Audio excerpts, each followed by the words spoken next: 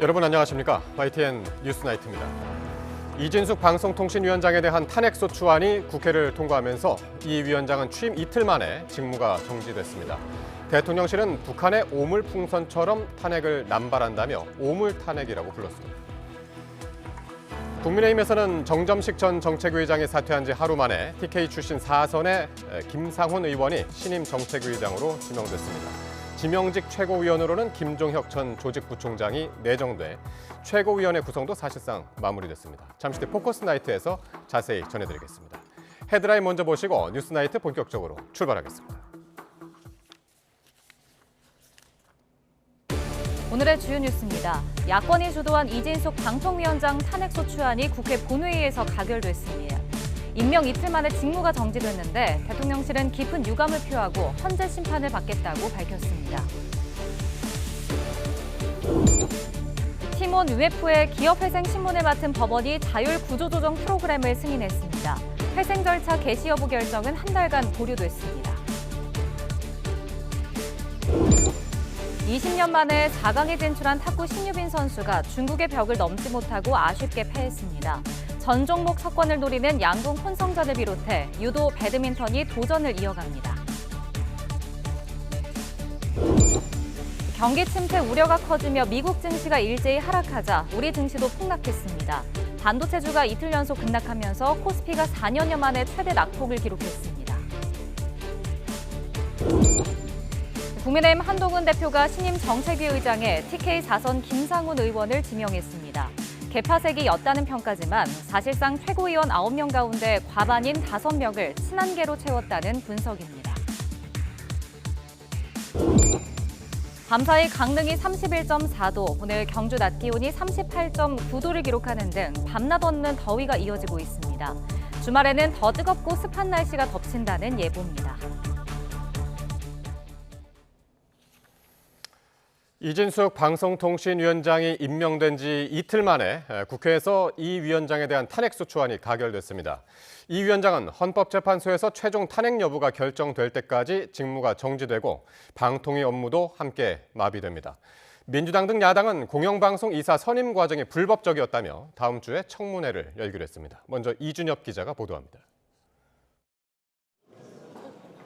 6개 야당이 공동으로 낸 이진숙 방송통신위원장 탄핵소추안이 발의 하루 만에 국회에서 가결됐습니다.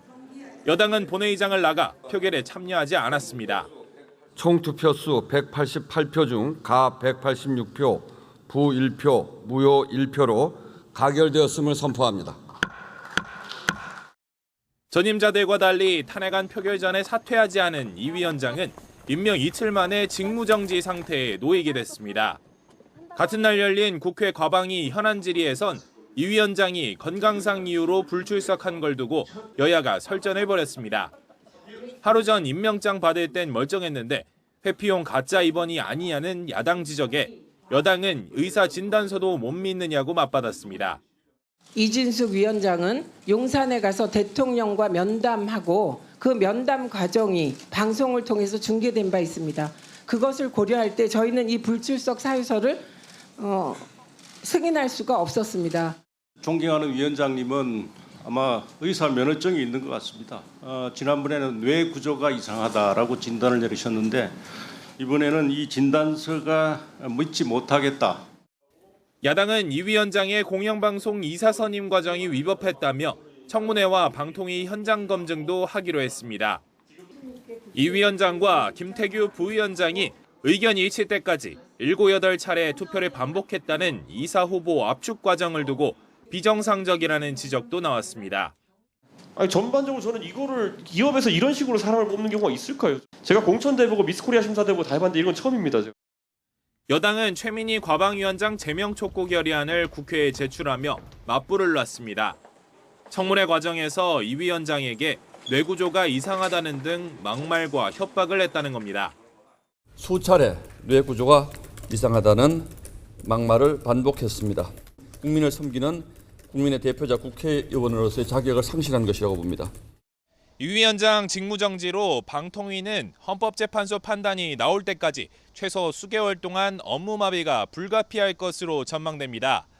공영방송을 둘러싼 여야의 이른바 방송 전쟁도 더 치열해질 것으로 보입니다. YTN 이준엽입니다. 이런 가운데 대통령실은 이진숙 방통위원장에 대한 탄핵안을 북한의 오물풍선에 빗대서 오물탄핵이라고 강도 높게 비판했습니다. 이어서 야당의 폭주에 맞서 이 위원장이 당당히 헌법재판소의 심판을 받을 것이라고 밝혔습니다. 계속해서 강희경 기자입니다. 국회에서 야당 단독으로 이진숙 방송통신위원장 탄핵소추안이 가결된 직후 대통령실이 브리핑을 열고 더불어민주당을 강하게 규탄했습니다. 대통령실은 단 하루 만에 방통위원장이 어떤 중대한 헌법 법률 위반 행위를 저질렀다는 것이냐며 탄핵안 강행 처리에 깊은 유감을 표한다고 밝혔습니다. 특히 민주당이 22대 국회에서 지난 2달 동안 발의한 탄핵안만 7건이라며 이딴 탄핵안 발의가 북한의 오물풍선과 다를 바 없다고 날을 세웠습니다. 북한의 오물풍선을 보내는 것과 야당이 오물 탄핵을 하는 것이 대체 무슨 차이가 있는지 되묻고 싶습니다. 대체 누구를 위한 탄핵입니까? 이어 야당의 탄핵이야말로 반헌법적 행태라며 이진숙 후보자가 이번엔 자진 사퇴 없이 헌법재판소의 판단을 받을 예정이라고 말했습니다.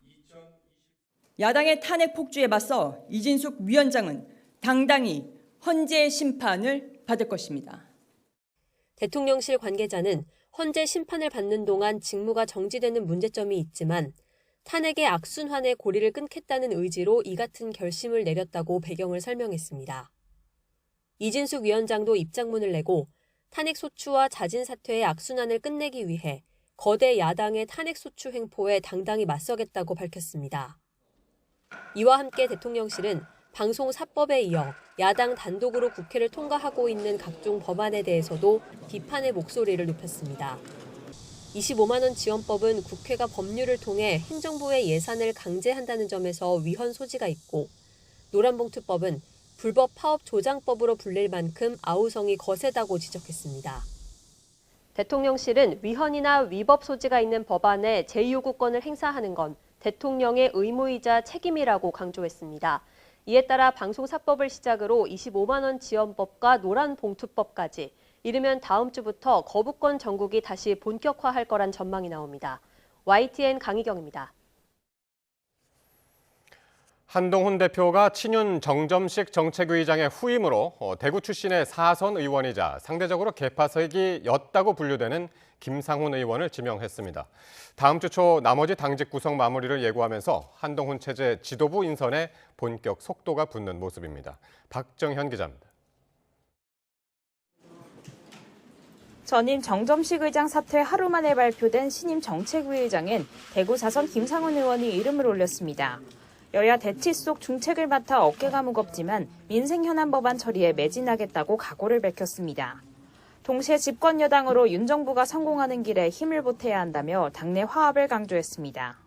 민생 법안 처리에 주력하겠다는 말씀은 제가 드렸고 당내에 혹시 있을지도 모르는 사소한 어떤 갈등이라든지 그런 부분을 좀 같이 의견 수렴을 해가면서 임기 1년인 정책위의장은 의원들의 동의를 얻는 의원총회 추인 과정이 필요합니다. 당내 중진으로 개파색이었고 정책통으로 평가받는 김 의원을 낙점한 이유도 이 같은 임명 절차를 고려한 것으로 보입니다. 한 대표 역시 김 의장이 정책적으로 뛰어나고 안정감이 있다며 이 같은 해석을 뒷받침했습니다. 정 전 의장에 대해선 변화를 위해 어쩔 수 없는 결정이었다며 사퇴 결단에 감사의 뜻을 전했습니다. 다만 자신은 목표를 공유하는 사람이면 이견이 있다고 갈등으로 치부하지 않는다며 이번 사퇴 압박으로 갈등 소지가 커졌다는 일각의 해석에 선을 그었습니다. 그런 결정을 할 수밖에 없는 상황이라는 걸 잘 설명드렸고 정점식 위원님께서 이 대승적 차원에서 본인이 그렇게 말씀해 주신 것에 대해서 저는 대단히 고맙게 생각합니다. 사무총장에 이어 정책위의장까지 당 3력 인선이 마무리된 가운데 최고의 유일한 공석인 지명직 최고위원회는 친한계 원내 김종혁 전 조직부총장이 사실상 낙점됐습니다. 최고위 구성원 9명 가운데 5명을 친한계로 채우면서 주도권 확보에 성공했다는 관측 속 이르면 다음 주 초 남은 주요 당직 인사가 완료되는 대로 한동훈 후의 본격 행보가 시작될 거란 전망입니다. YTN 박정현입니다. 더불어민주당을 비롯한 야당이 추진하는 노조법 2조와 3조 개정안, 이른바 노란봉투법이 국회 본회의에 상정됐습니다. 우원식 국회의장은 본회의에 노란봉투법을 표결 대상 안건으로 올렸습니다. 노란봉투법은 하도급 노동자에 대한 원청 책임을 강화하고 파업 노동자에 대한 기업의 손해배상 청구를 제한하도록 하는 내용을 담고 있습니다. 국민의힘은 불법 파업을 조장하는 법이라며 곧바로 법안 처리를 막기 위한 무제한 토론에 돌입했습니다. 오늘 경주 낮 기온이 38.9도까지 치솟으면서 올해 들어 가장 더웠습니다. 지난밤 강릉은 관측 이래 가장 뜨거운 밤을 맞았고 12일째 열대야가 이어진 서울도 기온이 초열대야에 근접했는데요. 주말에는 더 뜨겁고 습한 날씨가 이어질 전망입니다. 보도에 정혜윤 기자입니다. 푹푹 찌는 열기가 계속 쌓이고 있는 한반도는 말 그대로 한증막았습니다. 가장 뜨거웠던 지역은 태백산맥 동쪽. 경북 경주는 한낮 기온이 38.9도까지 올라 올해 최고를 기록했습니다. 지역 관측값으로는 8월 상순 기준 지난 2018년에 이어 역대 2위입니다. 그 밖에 강릉 37.6도, 동해도 37.2도까지 기온이 치솟았습니다. 열대야는 갈수록 심해지고 있습니다. 강릉에서는 초열대야가 사흘째 이어지고 있는데 지난밤 기록된 최저 기온이 무려 31.4도, 이 지역 관측이 시작된 1911년 이후 113년 만에 가장 높았습니다. 내륙도 밤 더위가 심해지긴 마찬가지. 서울은 12일째 열대야가 나타났고 최저 기온도 올여름 들어 가장 높은 28.2도를 기록했습니다. 체감온도는 30.5도로 초열대야에 근접한 밤 더위를 보였습니다. 주말에는 폭염과 무더위가 한층 더 심해질 것으로 보입니다. 한반도의 대기 하층으로 덥고 습한 북태평양 고기압이 확장한 가운데 주말에는 다시 상층으로 고온 건조한 티벳 고기압이 확장해 들어올 것으로 예상돼 찜통더위가 더 강화할 가능성이 있습니다. 특히 다음 주에도 시원한 비 예보는 없이 무더위와 열대야 속 기습적인 소나기만 지날 것으로 보입니다. 기상청은 폭염이 20일 가까이 이어지며 기세가 점점 더 강해질 가능성이 크다고 밝혔습니다. 따라서 노약자는 한낮 외출이나 농사일을 자제하고 건강한 사람도 물을 자주 마시는 등 개인 건강관리에 각별한 주의가 필요합니다. YTN 정혜윤입니다. 서울 회생법원이 정산 지연 사태를 일으킨 팀원과 위메프 대표를 불러 회생 가능성 등에 대한 신문을 진행했습니다. 두 대표의 소명을 들은 재판부는 일단 기업과 채권자가 자율적으로 협의부터 해보라며 회생 절차를 한 달 동안 보류하기로 했습니다. 보도에 김다연 기자입니다. 정산 지연 사태로 물의를 일으킨 팀원과 위메프 대표이사들이 서울 회생법원에 출석했습니다.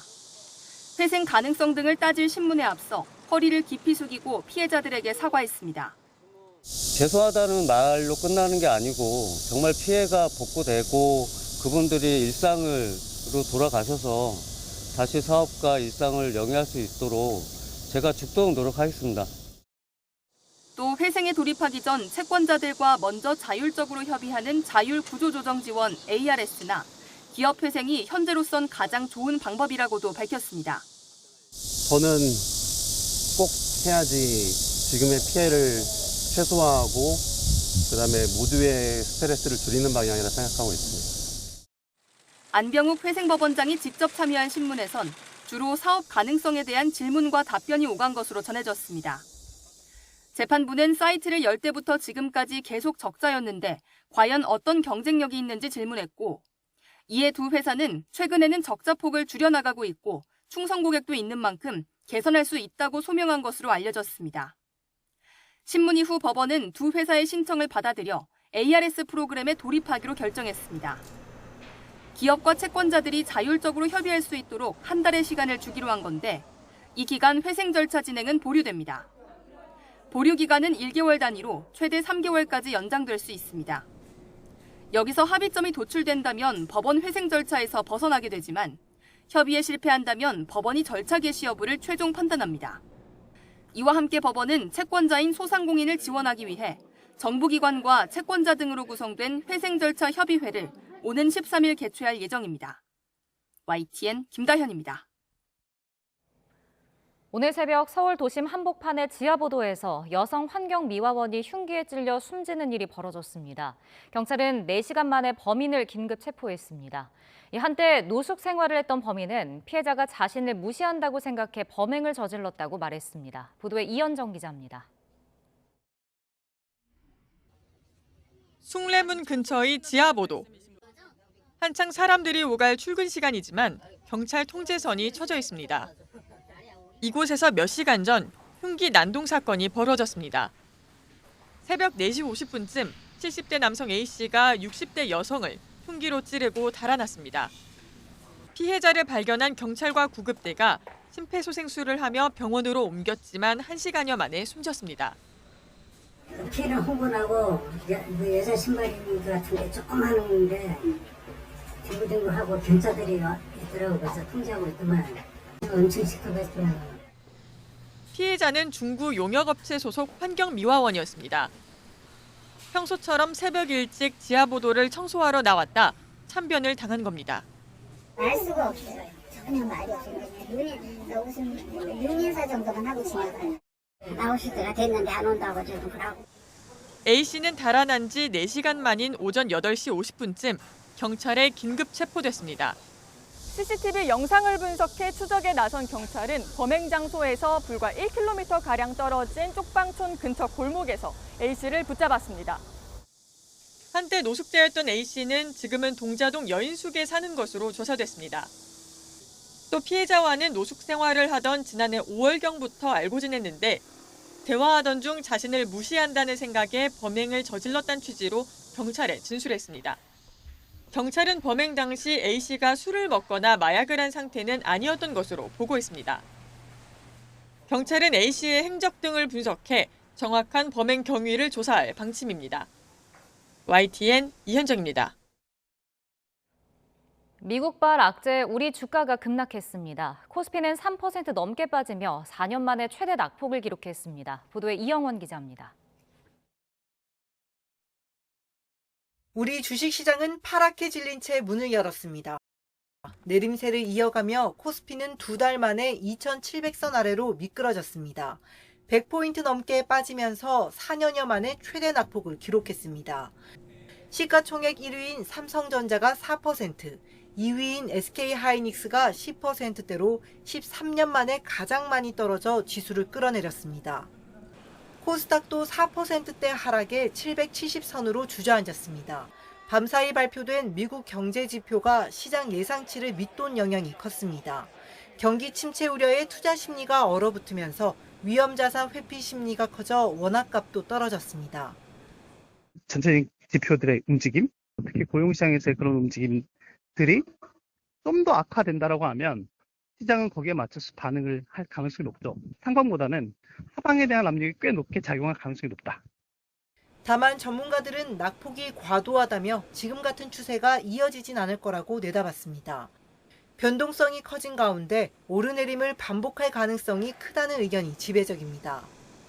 흐름들의 흐름을 보면은 엔캐리 트레이드 영향이 좀 큰 것 같아요. 좀 진정적이 된다면 좀 더 분위기 반전 나올 수 있다라고 생각하고 있고 하락 추세로 가서 계속적으로 떨어지는 그림은 아니라고 생각하고 있고요. 크게 휘청인 주가에 대통령실도 이례적으로 입장을 냈습니다.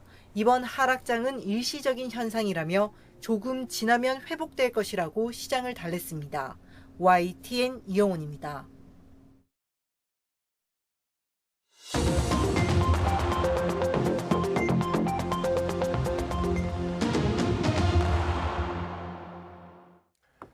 정치권 관심 뉴스 짚어보는 포커스 나이트 시간입니다. 오늘은 정호김 전 새누리당 의원 그리고 박완석 전 정의당 의원 나오셨습니다. 어서 오십시오. 네. 안녕하십니까. 안녕하십니까. 자, 오늘 이진숙 방송통신위원회 위원장에 대한 탄핵소추안이 국회 본회의에서 통과가 됐습니다. 이 위원장은 전임자와는 달리 헌법재판소의 판단을 기다리기로 했습니다. 네, 정 의원님. 네. 그러면은 한 적어도 4개월 정도 이제 직무가 정지되면서 방통위가 완전히 올 스톱이 되겠죠. 왜냐하면 한 사람만 있는 상황에서 다시 1인 체제가 중요 됐으니까요. 사안을 의결할 수는 없죠. 2인 체제에서 무리수를 둬가면서 해왔지만 1인 체제에서 할 수 있는 일이라는 거는 아무것도 없습니다. 그런데 실제로 방통위가 공영방송 이사를 선임하는 것 외에도 방송이라든지 통신이라든지 IT와 관련해서 중요한 의사결정을 해야 되는데 지금 이 여야 간의 아주 극단적인 진영 대결로 인해서 완전히 방통위는 스탑됐다 이렇게 봐야 될 것 같습니다. 예, 그러니까 공영방송 이사 선임 직무만 하는 것이 아니니까요. 예, 그러니까 사실 지금 말씀하신 대로 방통위가 먹통이 되고 직무도 정지되고 이런 걸 뭐 다 각오하고 했겠죠? 그렇죠. 뭐 그걸 감수하겠다 이런 판단인 것 같고요. 일단은 박문진 이사 선임이 이루어졌고 또 KBS 이사 선임이 이루어졌기 때문에 공영방송과 관련돼서 당분간 별로 이슈가 없습니다. 그렇다 보니까는 그 업무 공백이나 방통위의 그 공전을 감수하고라도 야당이 일방적으로 추진한 탄핵안에 더는 끌려다니지 않겠다. 뭐 이런 어떤 입장이 아닌가 싶습니다. 그러니까 전임자들 같은 경우에는 뭐 세 번이나 그 탄핵 소추가 발의되니까 물러났잖아요. 그때까지는 이제 이 MBC, 뭐 KBS, 이 공영방송이 정권이 생각하는 방향대로 이사진 개편이나 이런 게 이루어지지 않았기 때문에 그걸 하기 위한 업무 공백을 없애기 위해서 업무 공백이 생기면 그걸 못 하게 되니까 위원장 그 탄핵 소추가 이루어지면 그만두고 후임자가 오는 식으로 계속 이게 악순환이 됐는데 지금 일단 공영방송 이슈가 일단락이 되다 보니까 당분간은 뭐 그 다소간의 업무 공백이 있어도 감수하겠다는 것 같은데 앞서 이제 정 의원님 말씀하셨듯이 공영방송 그 현안만 있는 게 아니거든요. 다른 방송 이슈들도 있고 또 다른 어떤 통신이나 IT나 이런 업무들이 있는데 이걸 다 이제 공백 스태로 둔다는 게 결국에는 그냥 부담이 되는 일임에도 불구하고 이렇게까지 무리수를 써야 되나 싶습니다. 대통령실에서는 뭐 이 북한의 오물풍선하고 비교하면서 오물 탄핵이라고 했는데 굉장히 세게 반응했습니다. 그렇죠. 정부 차원에서 지금 야당을 북한하고 비유하는 것 아닙니까? 그러면서 오물풍선, 오물탄핵 이런 표현까지 쓰는 것은 굉장히 정치적으로 이 갈등이 지금 절정에 달했다라고 우리가 그 해석해도 무리가 없을 것 같고요.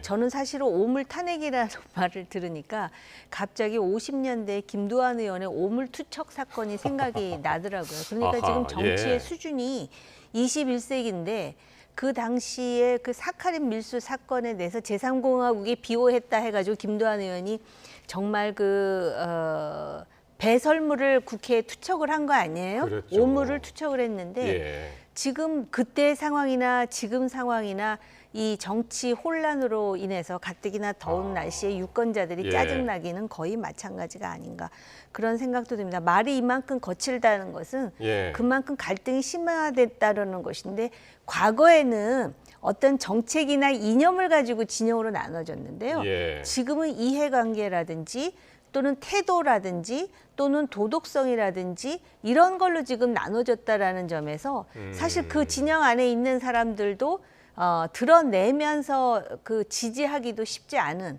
지금 그런 상황을 계속해서 만들고 있다고 봅니다.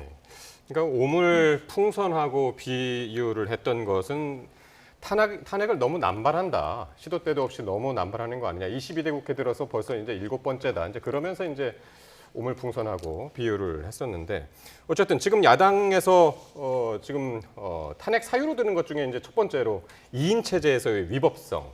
요거를 이제 강조를 하고 있는데 요건 어떻게 보십니까? 그러니까 방송통신위원회가 5인으로 구성되는 합의제 기구지 않습니까? 그런데 지금 야권 그 방송통신위원들이 전무한 상태에서 대통령이 임명한 위원장과 상임위원 두 사람이 2인이면 회의를 열 수 있다라는 조항을 해석해서 이런 어떤 중요한 의사결정을 하는 거라고 볼 수 있는데요. 그게 이제 헌법과 법률에 위반된다라는 게 야당의 주장인 것 같습니다. 다만 이게 파면에 이를 정도의 헌법과 법률 위반이냐에 대해서는 헌재에서 심사를 해봐야 될 것 같은데 파면에 이를 정도의 헌법과 법률 위반이 아니다라고 볼 소지가 상당히 있다고 봐요. 그러니까 그러니까 왜냐하면 탄핵 심사라는 거는 굉장히 중대한 사안이기 때문에 헌재가 굉장히 엄격하게 심사를 하는 경향이 있습니다. 예. 물론 이제 야당에서 그런 점을 감안해서 다소는 이제 정치적인 액션으로 이렇게 탄핵 소추를 추진한 거라고 볼 수 있는데요. 그러니까 공직자에 대한 탄핵 소추가 이렇게 남발되는 것은 바람직하지 않습니다. 때문에 좀 자제되는 게 필요하다고 보는데 그럼에도 불구하고 이게 이제 원인 제공을 한편에서는 또 정부에서 하고 있는 거거든요. 좀 전에 이제 오물투척의 오물풍선의 비유를 했는데 일단 과한 비유인 것 같고요. 반대로 얘기할 수 있습니다. 적임자가 아닌 사람들을 오물투척하듯이 방통위원장으로 계속 임명을 하니까 야당으로서는 이런 식의 대응밖에 할 수 없는 거 아니냐라는 식의 또 반론이 가능해요. 그래서 지금 이 악순환이 계속 벌어지는 거에 대한 책임이 어느 한쪽에만 있다 이렇게 보기가 어려울 것 같고요. 결국에 매번 정권이 교체되면 방송통신위원회와 공영방송이 신구 정권 간의 이 전장이 되어버립니다. 그래서 공영방송을 장악해야 마치 여론전에 있어서 유리한 고지를 점령하는 것과 같은 그런 식의 일이 반복되는데 그로 인해서 피해를 보는 것은 결국에는 이제 이 언론인들하고 결국 이제 국민들이라고 저는 생각을 해요. 그래서 이렇게 정치적인 어떤 외풍이나 외압으로부터 좀 독립적인 그런 공영방송 체제가 만들어져야 되고 그래야만 국민들도 특히 공영방송에 대한 신뢰성이나 이런 것들을 가질 수 있는데 이게 매번 정권이 교체되면서 같은 일이 반복되고 있어서 이제는 좀 제도적이고 근본적인 대안을 찾아야 될 시점이 아닌가라는 생각이 듭니다. 정 의원님 어떻게 보십니까? 방통위의 2인 체제의 위법성. 2인 체제의 그 위법 적법 여부를 법무법인의 또 그 자문을 구해서 알아보지 않았습니까? 그랬을 때 나왔던 결론이 임시적으로 2인 체제를 가동해서 결론을 내리는 것, 의결하는 것이 불법적이지 않다라고 나오기는 했는데 거기에 전제는 임시적입니다. 근데 지금은 의사결정이 거의 상시적으로 지금 2인 체제로 그래서 2인 체제로 해서 이미 의사결정이 된 안건이 100건이 넘는 것으로 제가 지금 기억하고 있거든요. 그렇기 때문에 그 부분에 대한 논란은 여전히 있는 것이고요. 방통이라는 것이 5인 합의제 아닙니까? 그리고 만약에 합의가 이루어지지 않으면 다수결에 의해서 하는 것인데 이것이 지금 여당 몫의 두 사람에 의해서 2인 체제로 의사결정을 하는 거는 자연스러운 일은 아닙니다. 그렇기 때문에 지금 여당에서 민주당을 향해서 야당 몫의 방통위원을 빨리 결정하라. 그렇게 해서 대통령이 임명하게 하라. 이렇게 이제 주장을 하는 것이고 야당에서는 그렇게 해서 과거에 방통위원이 국회에서 의결됐는데 임명하지 않았던 것에 대해서 먼저 사과부터 하라 이러면서 지금 상당히 그 진통을 겪고 있는 것인데요. 제가 볼 때 이미 2인 체제로 의사결정한 것이 많은 상황에서 2인 체제의 의사결정이라 해서 이것이 헌법재판소에 의해서 탄핵으로 치달을 것 같지는 않지만 정치 내지는 법리적 상식으로 볼 때 이 2인 체제를 계속 고수하는 것 역시도 국민 여론도 그렇고 상식으로 보더라도 바람직한 일은 아니라고 생각합니다. 위법성은 있지만 탄핵 사유가 될지는 두고 봐야 된다. 위법성 자체도 있다고 보기 어려운 것인데 이게 이제 상시적으로 가게 되면은 논란이 더 깊어질 것이라는 것입니다. 네. 자, 오늘 방송통신위원회 소관 상임위죠. 과방위에서는 현안 질의가 있었습니다. 이진숙 위원장이 출석을 하지 않자 여야 의원들이 신경전을 벌였는데요. 관련 발언들 듣고 오겠습니다. 방통위원장 이진숙 위원장이 오늘 출석하지 않았습니다. 불출석 사유가 건강 이상으로 입원입니다. 그리고 자료를 제출하였는데요. 어제 이진숙 위원장은 용산에 가서 대통령과 면담하고 그 면담 과정이 방송을 통해서 중계된 바 있습니다. 그것을 고려할 때 저희는 이 불출석 사유서를 승인할 수가 없었습니다. 우리 존경하는 위원장님은 아마 의사 면허증이 있는 것 같습니다. 의사 소견에 감나라 배나라 할 수 없는 거 아니겠습니까? 그럼 일단 좀 믿어봐야죠. 그리고 문제가 있으면 거기 책임 추궁을 하면 되죠. 사법당국에 고발도 하고 탄핵을 오늘 예고해놓고 그리고 또 현안 질의를 하겠다. 이 좀 모순이지 않습니까? 현안에 대한 관리 감독을 하는 게 아니라 그냥 괴롭히자는 거 아닌가 그런 생각을 이미지를 국민들에게 줄 것 같아 우려스럽습니다. 본회의장에서는 이제 탄핵 표결이 있었고 오늘 과방위에서 또 논란이 있었는데요. 이 위원장의 이제 허리 디스크 문제를 두고 맞붙었는데 가짜 입원이다. 판단은 의사가 내리는 거다. 여야 공방 어떻게 보셨습니까? 근데 이준석 위원장이 어제 이제 임명장도 받으시고 네. 그리고 야당 탄핵에 대해서 당당히 맞서겠다 이렇게 말씀을 하셨는데 갑자기 국회에서 현안 질의하는 데는 이게 이제 와병을 사유, 질병을 사유로 불출석한 거는 좀 납득은 안 되죠. 물론 이제 뭐 진단에 기초해서 입원을 했다고는 합니다만 그런 진단서라는 게 어떻게 보면은 뭐 나올 수도 있는 거 아니겠습니까? 네. 다른 이제 사례를 보더라도. 그래서 이거는 이제 국회에 출석하지 않기 위한 핑계다. 네. 이렇게 이제 볼 수밖에 없을 것 같고요. 예. 아니 본인이 당당히 맞서겠다고 했다면 오히려 그런 탄핵의 부당성이나 이런 것에 대해서 오늘 현안 질의를 통해서 답변을 하거나 본인의 의견을 밝혔으면 좋았을 텐데 네. 그건 또 이렇게 회피하는 게 일관성은 좀 없어 보입니다. 예. 일단 뭐 오늘 현안 질의가 있었고 탄핵 표결이 있는 날 현안 질의 있었고 오는 6일에는 다음 주 화요일 날 방통위 현장 검증하러 간다고 그러고요. 9일 날에는 또 청문회를 연다고 그러는데 민주당 주도로 해서 이건 어떻게 보십니까?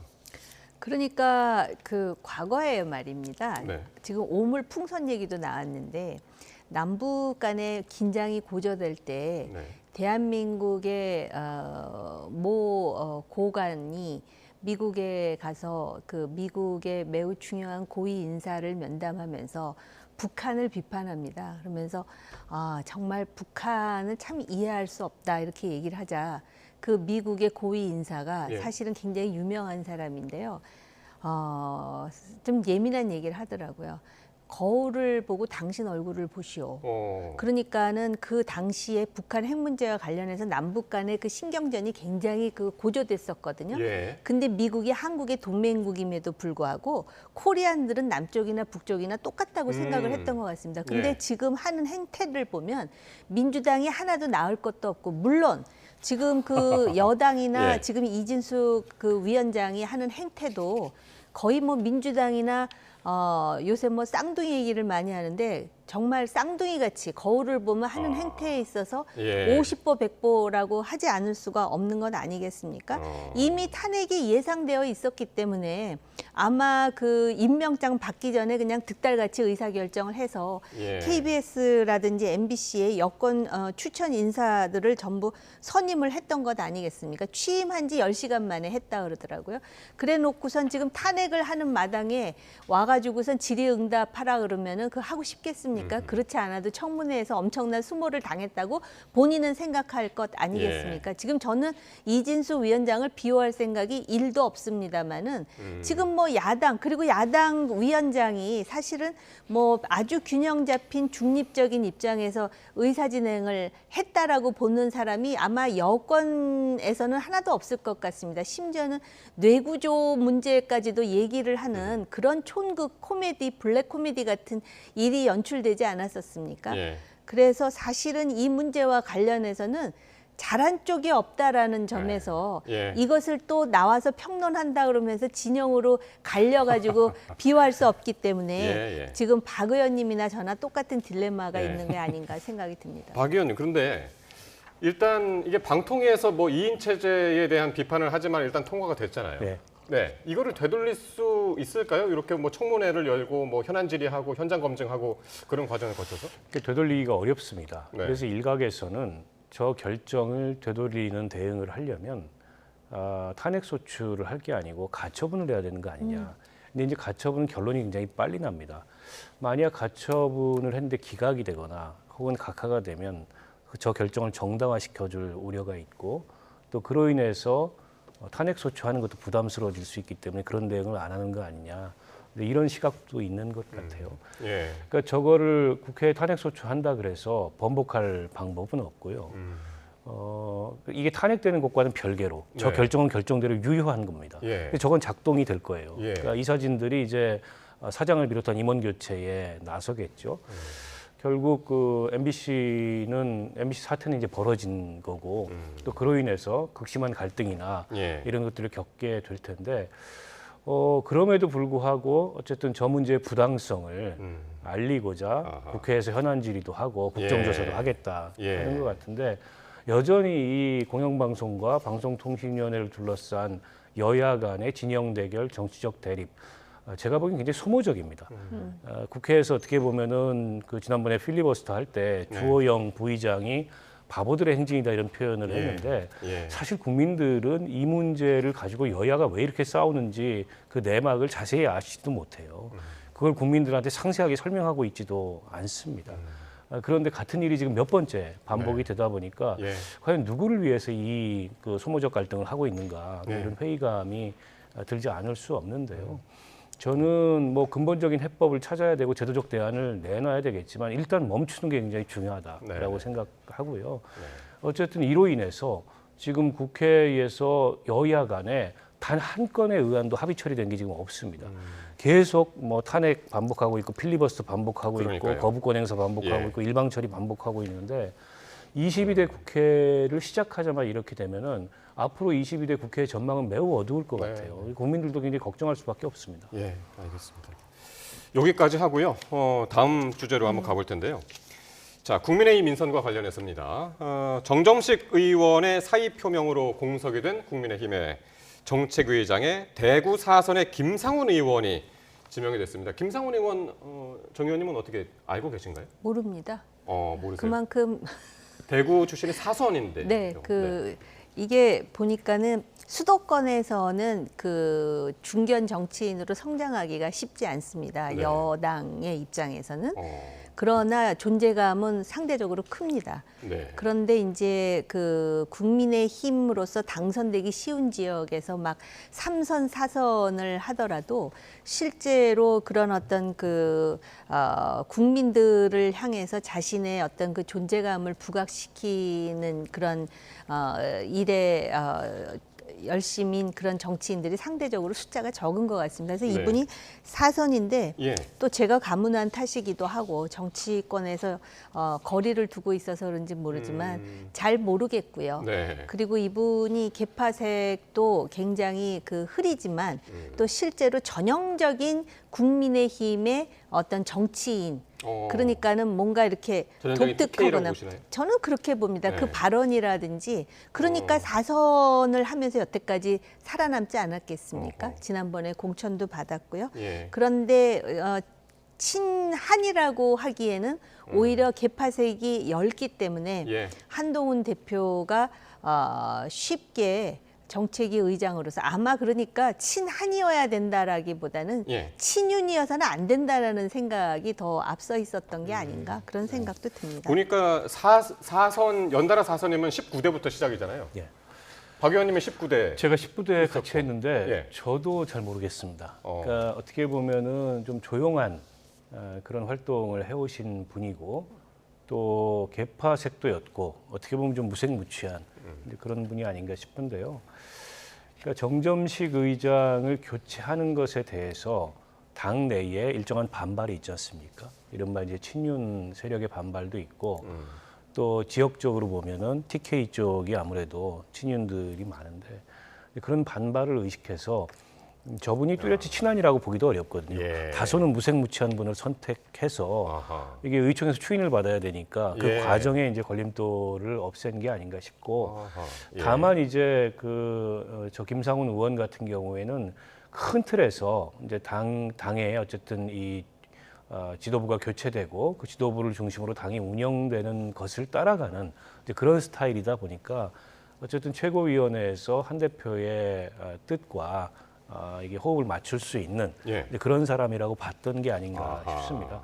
좀 이례적으로 본 거는 지금 추경호 원내대표가 TK잖아요. 그 원내대표가 TK면 정책위 의장은 지역 안배를 해서 수도권에서 찾거나 다른 지역에서 찾는 게 보통인데 대구 4선이세요. 그래서 그런 지역 안배보다는 어떻게 보면 TK 달래기, 친윤 달래기 차원에서 다소는 좀 무색무취한 분을 선택한 것 같고 대신에 지명직 최고위원을 지금 이제 내정이 됐는데 수도권의 원외위원장인 김종혁 전 사무부총장을 내정을 한 것 같아요. 원외지만 이제 수도권이죠. 거기서 이제 지역 안배를 고려하겠다. 근데 이런 보관이 아닌가 싶습니다. 그렇게 또 해석을 할 수가 있네요. 자, 근데 최근 여당에서 이 정책위의장 교체 여부를 두고 이제 계파 문제가 불거졌었죠. 김상훈 내정자는 오늘 어떤 각오를 밝혔는지 직접 한번 듣고 오겠습니다. 지도부가 개파가 4대5에서 5대4로 재편됐다라는 이제 언론 세간의 평가가 있는데 이런 평가나 분석을 동의하시는지?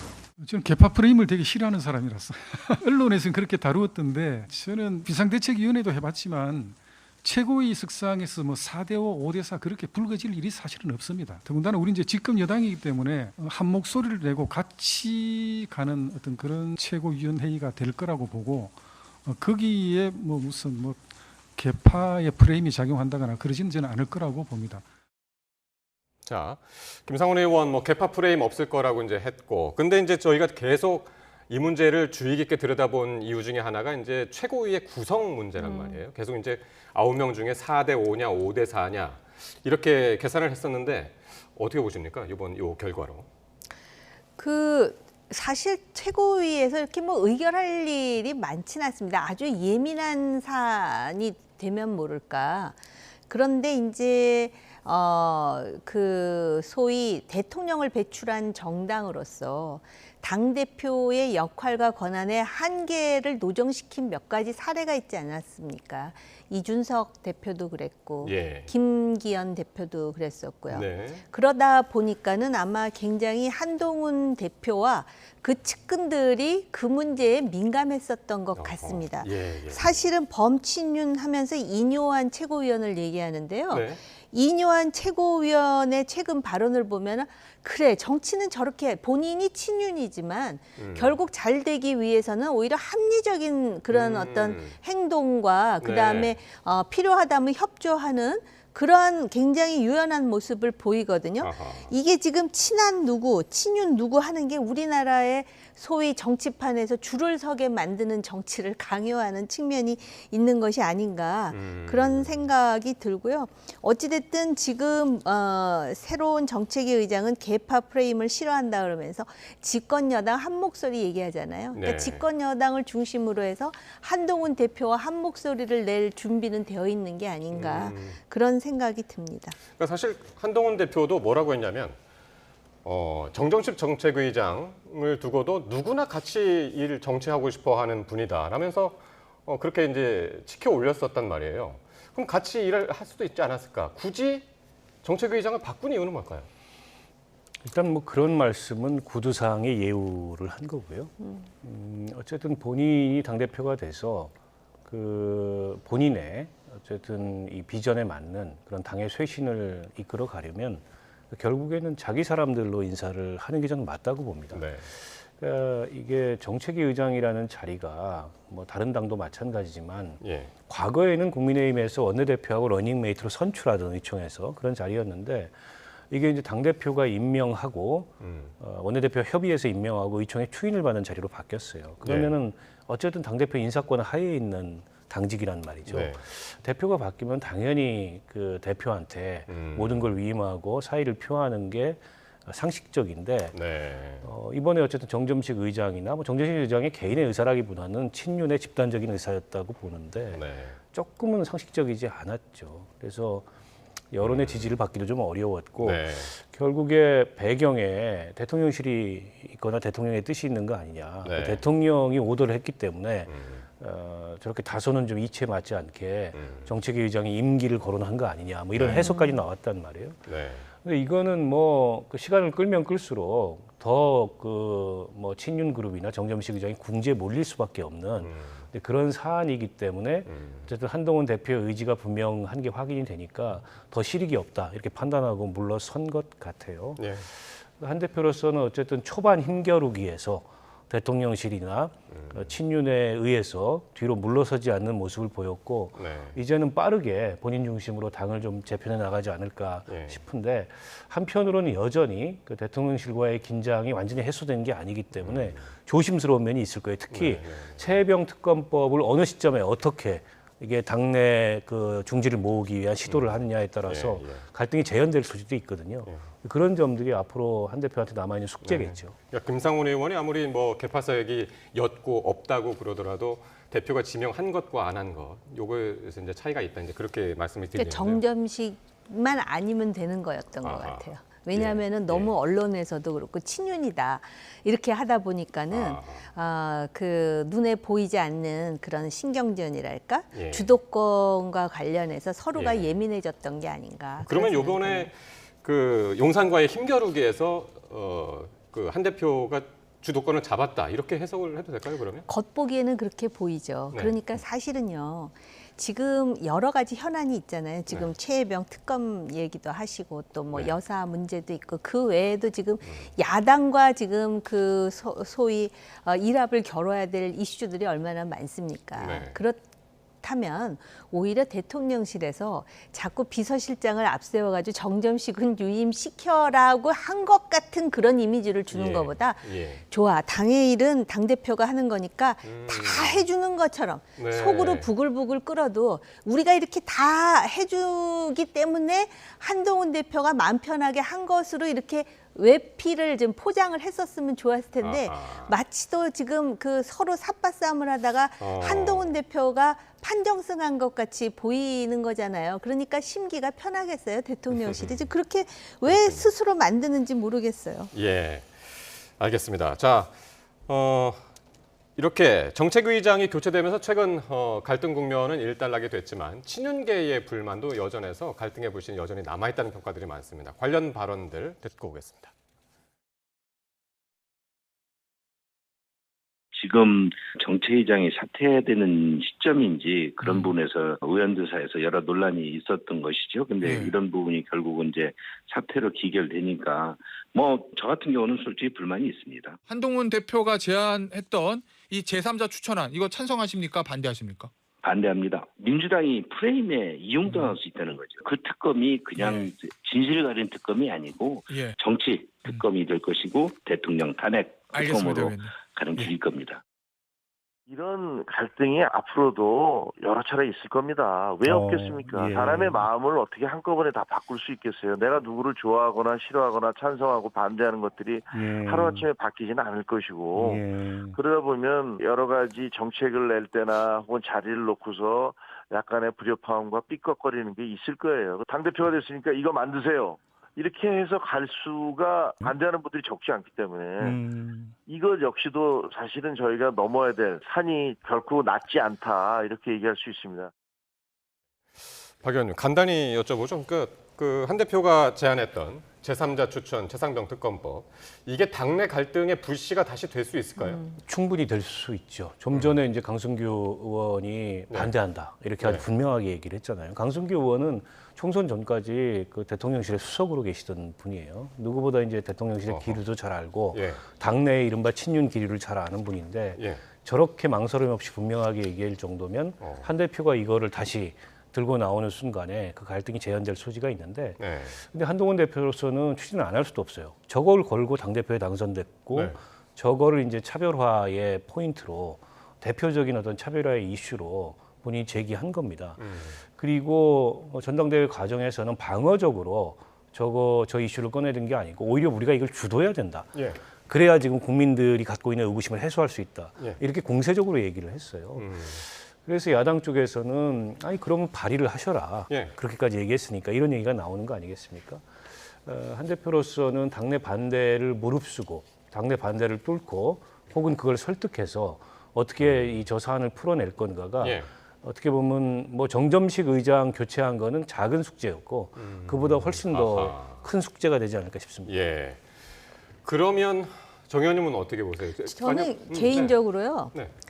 정점식 의원이라는 그 정치인의 특성도 물론 친윤이기는 하지만 얼마든지 친한이 될 수 있는 사람이거든요. 그런데 왜 저렇게 그 정점식은 안 된다라는 생각에 매몰되어 있을까? 이거는 순전히 저 개인적인 뇌피셜 비슷한 건데요. 이 검사를 오래 했던 사람들은 이 조직이 굉장히 중요하다고 생각하는 것 같아요. 그래서 왜 사람에 충성하지 않습니다. 조직에 충성합니다. 이런 조직을 사랑합니다. 이런 말도 과거에 윤 대통령이 검사 시절에 했던 기억도 나는데 그 정치라는 거는 사실은 국민을 보고 해야 되는데 그 조직을 누가 장악하느냐에 완전 매몰되어 있는 게 아닌가.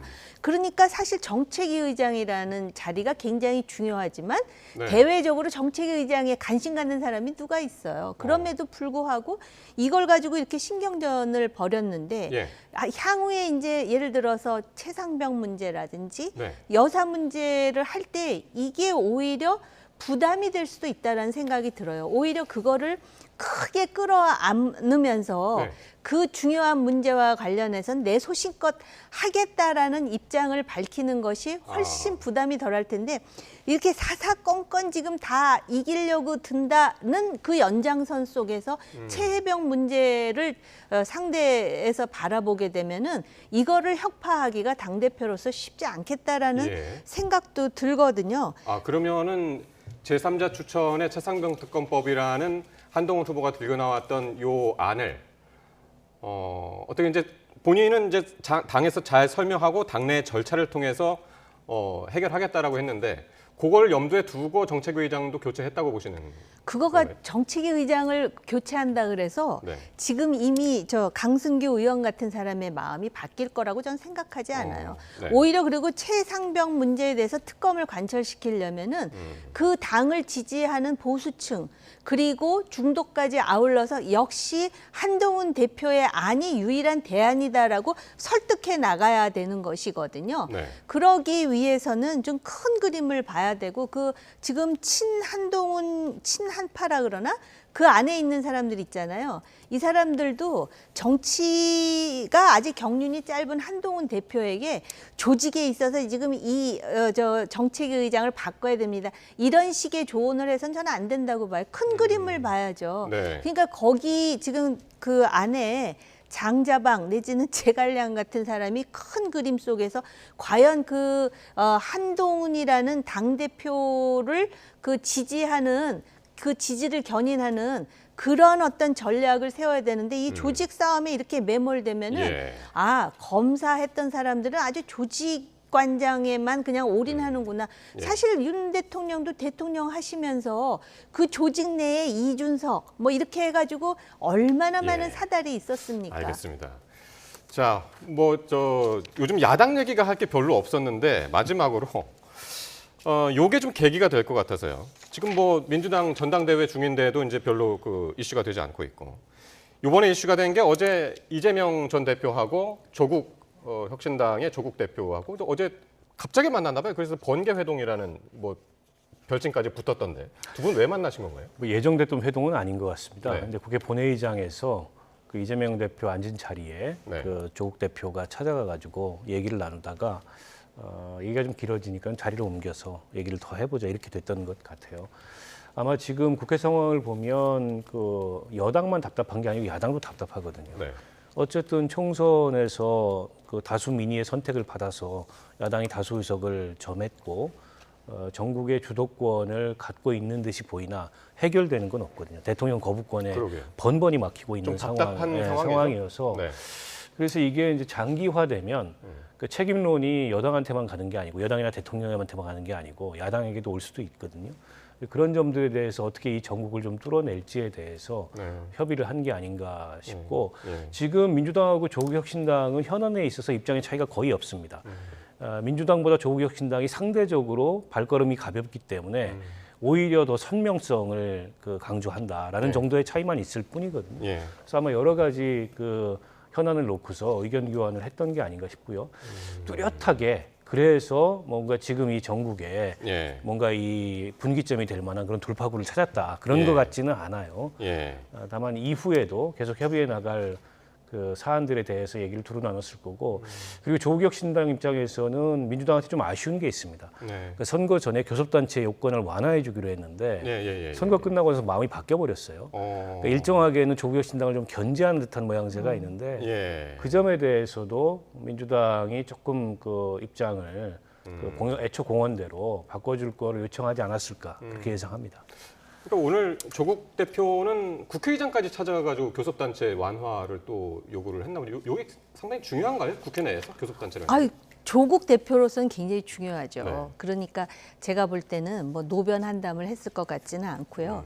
뭐 대외적으로는 대통령의 거부권에 대한 대응에 대해서 서로 의논을 했다 그러는데 대응책이 어디 있어요? 8석이 굉장히 중요해요. 국민의힘으로서는. 지금 12석이니까요. 8석이 모자라는 제가 거죠. 볼 때는 이렇게 얘기하지 않았을까요?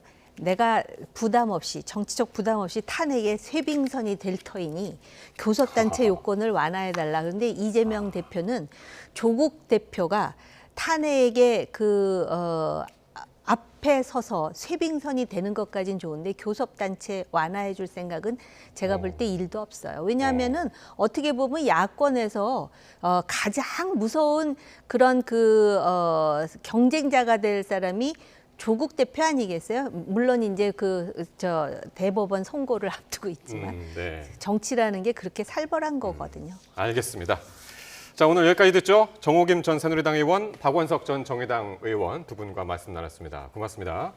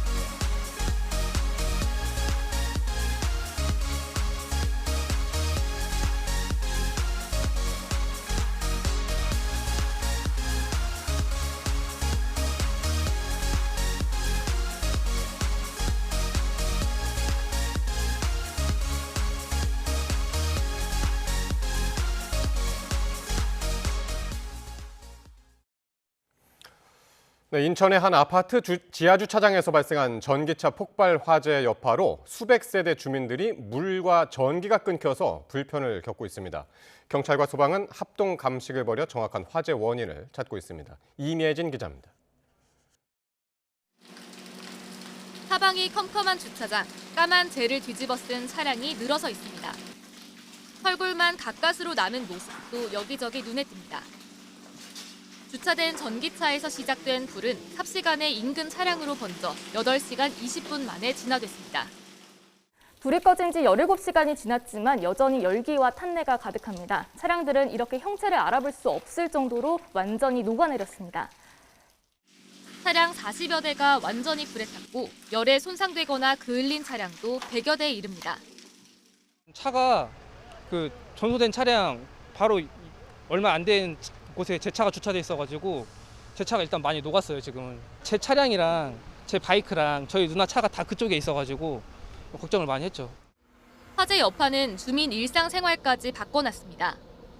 480여 세대의 전기가 끊기고 물도 나오지 않는 상황. 급하게 몸을 피하거나 구조된 주민들은 지자체에서 마련한 임시 대피소에서 밤을 지새워야 했습니다. 지금 이불이며 옷이며 다 까만 분진에 쌓여 있고 아무것도 전기, 수도 하나도 안 들어요. 저희도 그냥 올라가서 급한 짐만 당장 챙겨 내려왔습니다. 소방과 경찰은 전기차 업체와 함께 합동 감식을 벌여 화재 원인을 조사하고 있습니다. 불이 난 전기차 주인은 며칠 전부터 차량을 세워둔 것으로 알려졌는데 경찰은 CCTV 분석을 통해 진위를 파악하고 있습니다. 이런 가운데 전기차 보급량이 늘면서 전기차 화재 발생도 해마다 증가하고 있습니다.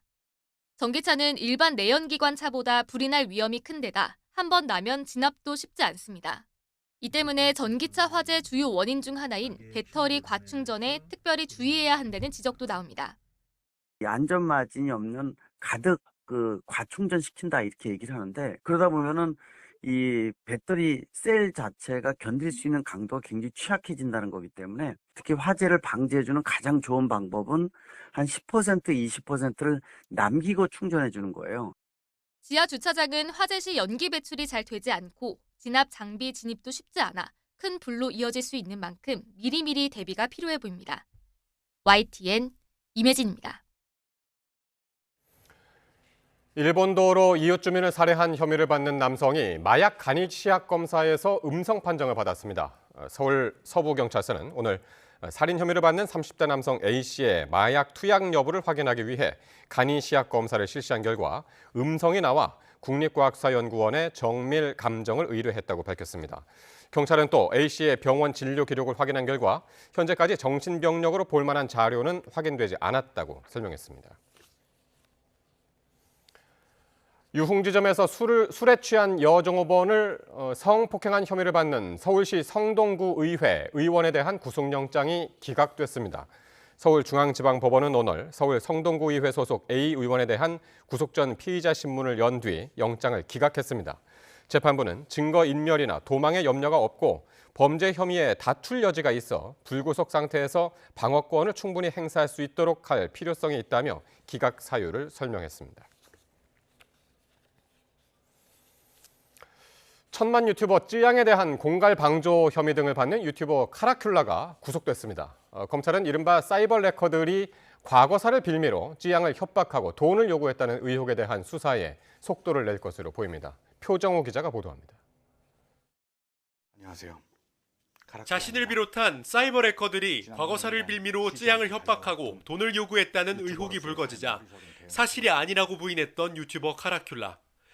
유튜버 은퇴까지 선언했습니다. 저는 결코 쯔양님을 협박하여 돈을 갈취한 사실이 없습니다. 다만 절대로 협박을 공모하거나 또는 돈을 받거나 그러한 사실은 전혀 없습니다. 하지만 공갈 혐의로 고발당한 카라큘라는 유튜버 구제혁이 쯔양을 협박해 돈을 뺏으려는 걸 알면서도 방조한 혐의로 사전 구속영장이 청구됐습니다. 취재진을 피하려는 듯 법원 청사가 아닌 검찰청의 비공개 통로를 통해 법정에 입장한 카라큘라. 결국 구속영장이 발부됐습니다. 앞서 지난달 26일 구속된 유튜버 구제혁과 주작감별사에 이어 카라큘라까지 영장이 청구된 사이버 레커 3명 모두가 구속됐습니다.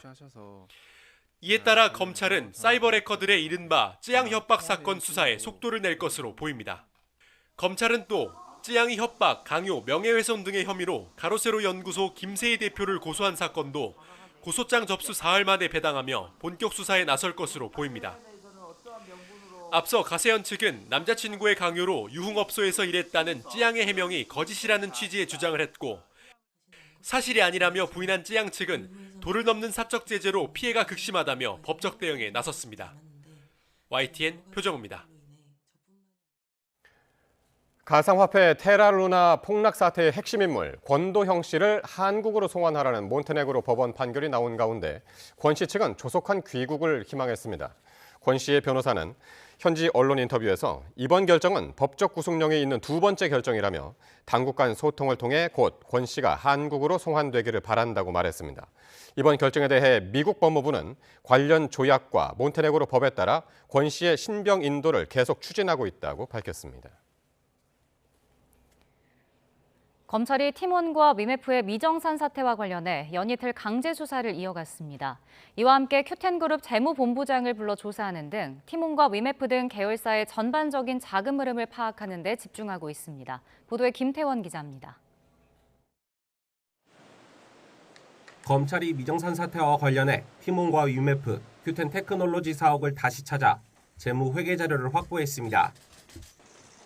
앞서 이들법인과 구영배 큐텐그룹 대표 등 경영진 자택까지 10곳을 한 차례 압수수색했는데 추가 강제 수사에 나선 겁니다. 검찰 관계자는 확보할 자료가 많은 만큼 당분간 압수수색이 더 이어질 가능성도 있다고 전했습니다. 검찰이 이렇게 증거 확보에 공을 들이는 것은 큐텐그룹 내부의 자금 흐름과 미정산 대금의 행방을 확인하기 위해서입니다. 검찰은 큐텐그룹이 팀원과 위메프의 판매 대금 400억 원을 빼돌려 기업 인수비용 등으로 충당했을 것으로 보고 있습니다. 또 판매 대금을 제때 정산하는 게 사실상 불가능하다는 걸 알면서도 입점업체와 계약해서 상품을 판매하면서 이른바 돌려막기 사기를 벌인 걸로 의심하고 있습니다. 이와 관련해 검찰은 큐텐그룹 재무라인의 핵심 관계자인 이시준 재무본부장도 불러 조사했습니다. 이 본부장은 팀원과 위메프 대금 정산과 자금 관리 등 재무 업무를 총괄한 것으로 알려진 인물로 이번 사태를 규명할 키맨으로 꼽힙니다. 해외 전자상거래 플랫폼 위시를 인수할 때 팀원 등에서 자금을 가져오는 것을 승인한 것으로 알려진 것도 이 본부장이기 때문입니다. 검찰은 조사에서 이 본부장을 상대로 팀원과 위메프 자금을 인수에 동원하기로 결정한 구체적인 경위를 추궁한 것으로 전해졌습니다. 검찰은 조사 내용을 토대로 그룹 내부의 자금 흐름 등을 확인하며 확보한 압수물을 포렌식한 뒤 부대표 등 경영진들에 대한 소환 절차에 나설 걸로 보입니다. YTN 김태원입니다. 주요 홈쇼핑 업체들이 Q10 계열사를 통해 판매한 뒤 정산받지 못한 금액이 100억 원대 달하는 것으로 확인됐습니다. 김장경 국민의힘 의원이 과학기술정보통신부에서 받은 자료를 보면 홈쇼핑 업체 12곳이 티몬과 위메프, 인터파크 쇼핑과 AK몰에서 받지 못한 대금은 134억 9천만 원으로 집계됐습니다. 홈쇼핑 업계는 정산 여부와 상관없이 납품업체의 정산일에 맞춰 대금을 지급하고 법적 조치 등 대응책을 마련하고 있다고 밝혔습니다. 기록적인 찜통더위 속에 본격적인 휴가철을 맞아 해수욕장마다 피서객이 몰리고 있습니다. 이번 주말 피서 인파는 절정에 이를 것으로 보입니다. 보도에 송세혁 기자입니다. 드넓은 백사장에 파라솔이 가득 펼쳐졌고 푸른 바다는 해수욕을 즐기는 피서객들로 북적입니다. 넘실대는 파도와 시원한 바닷바람은 찌는 듯한 더위를 식혀줍니다. 가족, 친구와 함께하는 오랜만의 휴가여서 더 즐겁습니다. 휴가 내가지고 고등학교 친구들이랑 경포대 놀러 왔는데 물도 시원하고 깨끗하고 좋은 것 같습니다. 올여름 강원 동해안 해수욕장을 다녀간 피서객은 318만 명. 지난 주말에만 80만 명이 찾았습니다. 본격적인 휴가철을 맞아 이번 주말 해수욕장마다 올여름 들어 최대 인파가 몰릴 것으로 보입니다. 피서가 절정에 이르면서 안전사고 예방도 비상입니다. 강원 동해안 해수욕장에는 수상안전요원 590여 명이 배치됐고 대규모 해수욕장은 빠른 물살이 먼바다 쪽으로 흐르는 이른바 이한류를 실시간 감시하는 체계를 운영합니다. 또 해수욕장 15곳에 상어 출몰을 막기 위한 그물망이 설치됐고 해파리 퇴치도 수시로 이루어집니다. 상어 퇴치기도 설치하고 해파를 방지 위해서 전문 인력도 투입하고 장비도 투입해서 안전하게 관리하고 있습니다. 되풀이되는 바가지 요금 단속도 강화됩니다. 강원도는 오는 16일까지 해수욕장 파라솔과 튜브 대여 요금 등을 집중적으로 점검할 방침입니다. YTN 송세혁입니다. 프로야구 43년 역사상 처음으로 폭염으로 인해 경기가 취소됐습니다. 한국야구위원회 KBO는 울산 문수구장에서 예정됐던 LG와 롯데 경기를 폭염으로 취소한다고 발표했습니다. 울산에는 최근 14일 연속 폭염특보가 내려졌으며 인조잔디의 지열이 50도에 육박해 초유의 결정이 나온 것으로 전해졌습니다. 더불어민주당을 비롯한 야당이 국회 본회의에서 전국민 25만 원 지원법을 단독 처리했습니다. 뒤이어 노란봉투법도 본회의 안건으로 이름을 올렸는데 여당은 필리버스터, 즉 무제한 토론에 재차 돌입했습니다. 김다연 기자의 보도입니다. 22대 국회 더불어민주당의 1호 당론 법안인 이른바 전국민 25만 원 지원법이 야당 주도로 국회 문턱을 넘었습니다. 민생회복지원금 특별법은 경기 회복 차원에서 모든 국민에게 최소 25만 원을 지역 화폐로 주자는 내용을 담고 있습니다. 여당은 법안 통과 저지를 위한 필리버스터, 무제한 토론에 나섰습니다. 필리버스터 최장 시간 기록을 경신한 박수민 의원은 인기에 불리해도 할 말은 해야 한다며 13조 원을 살포해 경기를 살리겠다는 건 선심성 공약에 불과하다고 지적했습니다.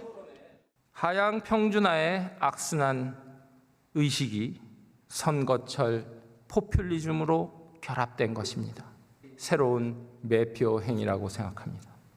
반면 민주당은 윤석열 대통령이 민생 토론회를 통해 발표한 정책의 예산 규모가 900조 원에 달한다는 보도를 인용하며 퍼주기식 공약은 정부와 여당이 남발하고 있다고 맞받았습니다. 은발에 따뜻한 마중물이라도 주기 위해서 13조를 편성한 것이 어떻게 그것은 살포가 되고 25만 원법이 국회를 통과한 직후 야당은 또 다른 쟁점 법안인 이른바 노란봉투법을 본회의 안건으로 올렸습니다. 노란봉투법은 파업 노동자에게 무분별한 손해배상 청구를 못하게 하는 게 골자인데 지난 21대 국회에서도 야당 주도로 추진됐다가 결국 폐기됐습니다. 여당은 사실상 기업인한테 일하지 말고 1년 내내 파업 대응만 하란 얘기라며 이를 불법 파업 조장법으로 규정하고 또다시 필리버스터에 돌입했습니다. 야당의 법안 상정과 여당의 필리버스터, 대통령의 제2요구권 행사 굴레가 반복되는 가운데 오는 5일 시작될 8월 임시국회에서도 각종 특검과 국정조사를 둘러싼 여야 대치가 이어질 전망입니다. YTN 김다연입니다. 하마스 1인자 암살에 대해서 이란이 피해 보복을 예고한 가운데 미국은 조만간 이란이 대규모 군사 행동에 나설 것으로 보고 대응에 들어갔습니다. 바이든 대통령은 이번 암살이 가자 휴전 협상에 도움이 되지 않는다며 이스라엘에 강한 불만을 드러냈습니다. 보도에 정유신 기자입니다. 이란 수도 테헤란에서 암살된 하마스의 1인자 이스마일 하니에 시신이 카타르 도하로 운구됐습니다. 마지막 장례와 루사일 묘지 안장을 앞두고 부인과 가족들은 관 앞에서 오열하며 작별 인사를 나눴습니다.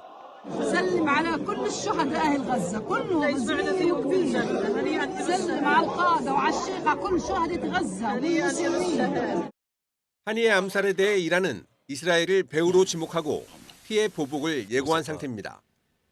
중동 확전 위기가 커진 가운데 미국은 이란이 며칠 내 대규모 보복 공격에 나설 것으로 확신하고 있다는 보도도 나왔습니다. 이란이 지난 4월과 비슷하게 이스라엘을 겨냥한 보복 준비를 하고 있다는 겁니다. 당시 이란은 시리아 주재 영사관이 이스라엘에 폭격을 당하자 드론 170여 기와 탄도미사일 120여 기로 대규모 보복에 나섰습니다. 이번엔 지난 4월보다 규모가 더 크고 레바논 헤즈볼라 등이 협공할 수 있다고 전망했습니다. 이에 따라 미국은 걸프만 등에 배치한 군사 자산을 동원해 방어를 위한 대응 준비에 나선 것으로 알려졌습니다. 조 바이든 미국 대통령은 하마스 지도자 암살이 휴전 협상에 도움이 되지 않는다며 이스라엘에 강한 불만을 나타냈습니다. I'm very concerned. We have the basis for a ceasefire. You should move on it and they should move on it now. 그동안 미국은 휴전과 인질 석방을 위한 3단계 방안을 제시하고 이스라엘과 하마스 양쪽에 가자 전쟁을 끝낼 것을 압박해왔습니다.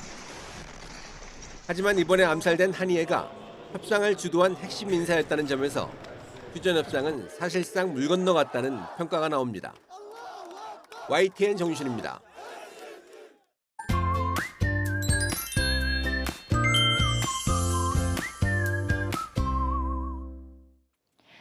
전국이 가마솥처럼 펄펄 끓고 있습니다. 지난 밤 사이 강릉은 31.4도를 기록하면서 관측 이래 가장 더운 밤이었죠. 네, 맞습니다. 연일 폭염의 기록이 새로 쓰이고 있는데요. 오늘 경북 경주는 38.9도로 올여름 들어서 가장 더웠습니다. 이 주말과 휴일에도 폭염이 맹위를 떨치면서 밤에는 열대야가 또 낮에는 찜통 더위가 기승을 부리겠습니다. 내일과 모레 서울 낮 기온은 34도까지 치솟겠고요. 습도가 높아서 체감하는 더위는 이보다 더 심하겠습니다. 이 치솟는 기온에 대기 불안정이 심해지면서 내일은 남부를 중심으로 또 모레는 동쪽 지방을 중심으로 요란한 소나기가 지나겠습니다. 다음 주말까지도 열대야가 장기간 이어질 것으로 보이고요. 낮에는 찜통 더위 속에 소나기가 자주 내리겠습니다. 네, 이렇게 길게 이어지는 폭염에 지난해보다 전력 수요가 빠르게 늘고 있습니다. 산업통상자원부는 기업들이 휴가를 마치고 돌아오는 다음 주 평일 올여름 최대 전력 수요가 발생할 것이라고 전망했는데요. 이 가정에서도 냉방이 필수인 요즘 이 전력 사용량을 최대한 줄이는 방법이 있다고 합니다. 네, 가장 먼저 에어컨을 처음 켤 때는 희망 온도를 낮게 설정하고 또 강풍으로 켜는 게 좋다고 하는데요. 네, 오히려 에어컨을 약하게 틀면 실내 온도를 낮추는데 시간이 오래 걸려서 전력 사용량이 늘어난다고 합니다. 또 선풍기나 에어 서큘레이터를 함께 이용하면 냉방 효율이 훨씬 개선되고요. 에어컨 필터도 자주 청소해주는 게 좋습니다. 필터를 2주마다 청소하면 전기요금이 많게는 30%가량 줄어든다고 합니다. 지금까지 날씨 캔버스의 고은재, 신미림이었습니다. YTN 뉴스 나이트 금요일 순서 모두 마칩니다. 저희는 다음 주 월요일 밤 9시 40분에 새로운 이슈들과 함께 다시 찾아뵙겠습니다. 시청해주신 여러분 고맙습니다.